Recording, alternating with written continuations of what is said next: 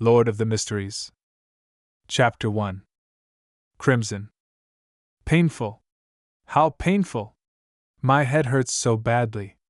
A gaudy and dazzling dream world filled with murmurs instantly shattered. The sound asleep, Zhou Mingrui felt an abnormal throbbing pain in his head as though someone had ruthlessly lashed at him with a pole again and again. No, it was more like a sharp object pierced right through his temples followed by a twist.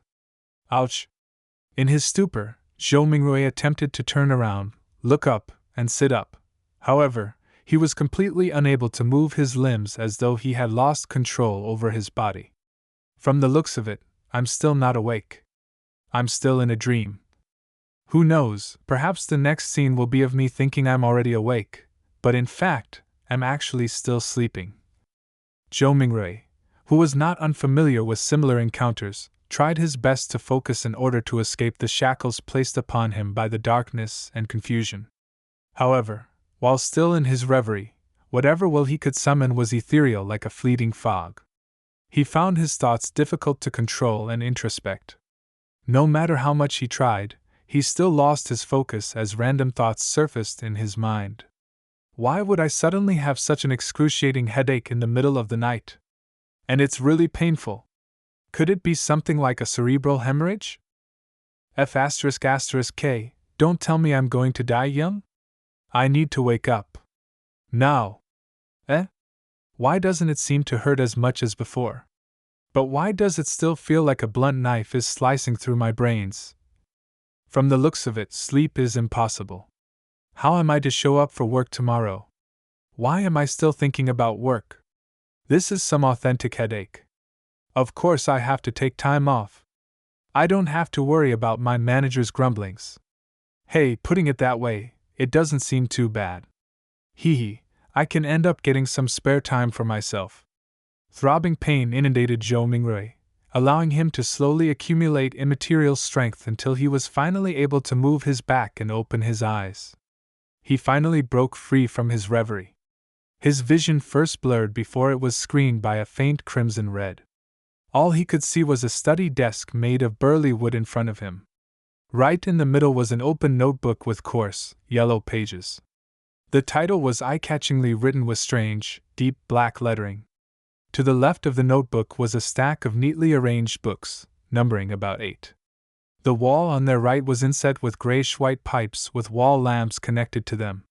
The lamp had a classical Western style to it. It was about half the size of an adult's head with an inner layer of transparent glass and an exterior grid with black metal. Diagonally beneath the lamp was a black ink bottle shrouded in a pale red glow. Its embossed surface formed a blurry angel pattern. In front of the ink bottle and to the right of the notebook sat a dark-colored pen with a fully circular body. Its tip shimmered with a faint glint, while its cap rested right beside a brass revolver. A gun? A revolver? Zhou Mingrui was completely taken aback. The things laid before him were alien to him. It looked nothing like his room. While feeling shocked and confused, he discovered that the desk, notebook, ink bottle, and revolver were covered in a layer of crimson veil, a result of the light shining from the window. Subconsciously, he looked up and shifted his gaze up bit by bit. In midair, a crimson moon hung high above the backdrop of a black velvet curtain, glowing in silence. This? Zhou Mingrui felt inexplicably horrified as he stood up abruptly. However, before his feet fully straightened, his brain protested with throbbing pain. It made him temporarily lose his strength, as he fell uncontrollably. His buttocks slammed heavily onto the burly wood chair. Pa! The pain did little. Zhou Mingrui stood up again by propping himself up. He turned around in a fluster as he began to size up the environment he was in. The room was not very large, with a brown door on each side of the room. Close to an opposite wall was a low wooden bed. Between the bed and the left door was a cabinet. Its 2 doors were swung open and beneath it were 5 drawers. To the side of the cabinet, there was the same grayish-white pipe on the wall at the height of a person.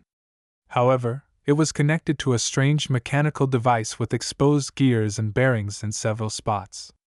Items resembling coal stoves sat in the right corner of the room near the table, along with soup pots, iron pots, and other kitchen utensils. Across the right door was a dressing mirror with 2 cracks. Its bottom was made of wood and the patterns were simple and plain. With a sweep of his gaze, Zhou Mingrui noticed himself in the mirror, the present him. Black hair, brown eyes, a linen shirt, thinly built, average-looking features and a rather deep outline. This? Zhou Mingrui immediately drew a gasp as many helpless and confused guesses surfaced in his mind. The revolver in ancient European style and the crimson moon that looked different from Earth's moon could only mean one thing. See, could I have transmigrated? Zhou Mingrui widened his mouth slightly. He had grown up reading web novels and had often fantasized over such scenes.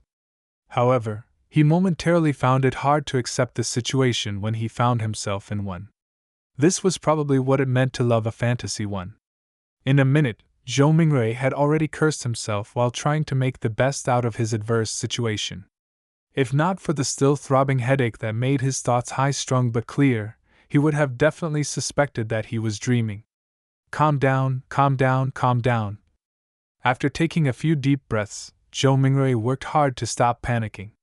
At that moment, as his mind and body calmed down, memories began flooding him as they slowly appeared in his mind. Klein Moretti, a citizen of the northern continent's lone kingdom, Alwa County, city of Tianjin. He is also a recent graduate from the Department of History at Ko University. His father was a sergeant of the Royal Army who had sacrificed himself during a colonial conflict with the southern continent. The bereavement allowance gave Klein the opportunity to study at a private language school and laid the foundation for his admission into university. His mother was a devotee of the Evernight goddess. She passed away the year Klein passed the entrance examinations to Ko University. He also had an elder brother and a younger sister. They stayed in a 2-bedroom apartment together. Their family was not wealthy and its situation could even be described as somewhat wanting. At present, the family was supported solely by the elder brother who worked at an import and export company as a clerk. As a history graduate, Klein grasped knowledge of the ancient Phasak language, deemed the origin of all languages in the northern continent, as well as the Hermes language which often appeared in ancient mausoleums, as well as texts regarding sacrificial and praying rituals. Hermes language? Zhou Mingrui's mind stirred as he reached out to rub his throbbing temples. He cast his gaze toward the table at the open notebook. He noticed that the text on the yellowed paper turned from strange to alien, before turning from alien to something familiar. It then turned into something readable. It was text written in Hermes language. The dark ink wrote the following. "Everyone will die, including me." Hiss. Zhou Mingrui felt inexplicably horrified. He instinctively leaned back in an attempt to widen the distance between him and the notebook, as well as the text on it. Being very weak, he nearly fell down but managed to extend his hands in a fluster to hold on to the edge of the table. He felt that the surrounding air was turbulent, as though there were faint murmurings resounding in it. The feeling was akin to hearing horror stories being recounted by elders when he was young. He shook his head, believing that everything was an illusion. Zhou Mingrui found his balance and shifted his gaze from the notebook as he heaved for breath. This time, his gaze landed on the shimmering brass revolver. He suddenly had a question arise in him. With Klein's family situation, how can they have the money or means to buy a revolver? Zhou Mingrui could not help but frown. While in deep thought, he suddenly discovered a red handprint to the side of the table. Its color was deeper than the moonlight and much thicker than the veil. It was a bloody handprint. A bloody handprint? Zhou Mingrui subconsciously flipped his right hand that had been holding the edge of the table. Looking down, he saw that his palm and fingers were covered in blood. At the same time, the throbbing pain in his head continued. Although it had weakened a little, it continued incessantly. Did I smash my head open? Zhou Mingrui guessed as he turned around and walked towards a cracked dressing mirror. A few steps later, a black-haired figure of medium build and brown eyes appeared clearly in front of him. The person had a distinct scholarly air to him. Is this the present me? Klein Moretti? Zhou Mingrui was stunned momentarily. Since there was insufficient lighting at night, he failed to see something clearly. He continued forward until he was just a step short from colliding with the mirror. Using the crimson veil-like moonlight as illumination, he turned his head and examined the corner of his forehead. A clear reflection appeared in the mirror.